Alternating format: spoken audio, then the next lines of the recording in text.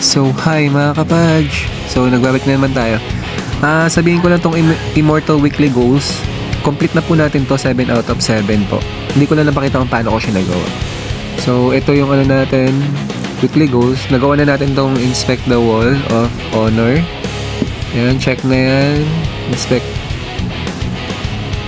in the West March. Complete a challenge reef.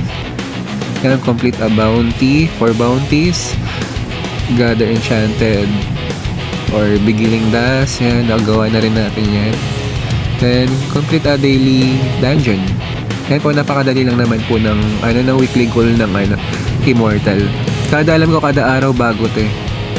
So, ina-navigate ka naman ito. Once na-clinic mo yan, pupunta ka niya dun sa lugar na yun kung ano yung gagawin mo. Kaya napakadali lang naman ng yan, yung daily ng Immortal bilang Immortal. Kada umaga, bago ulit yun. So, pag clinic mo yun, na-navigate ka lang dun kung paano gagawin mo. Syempre, pag mga, like for example, yung yung Sirif. Bali, mo lang yun, mababa lang yung kunin mo para mabilis yung run. Ito din, pagkatapos ito na. Sarayin natin. Contribute mo lang lahat ng mga nakukuha nating para tumaas yung contribution nyo dun pagdating sa Immortal Reign.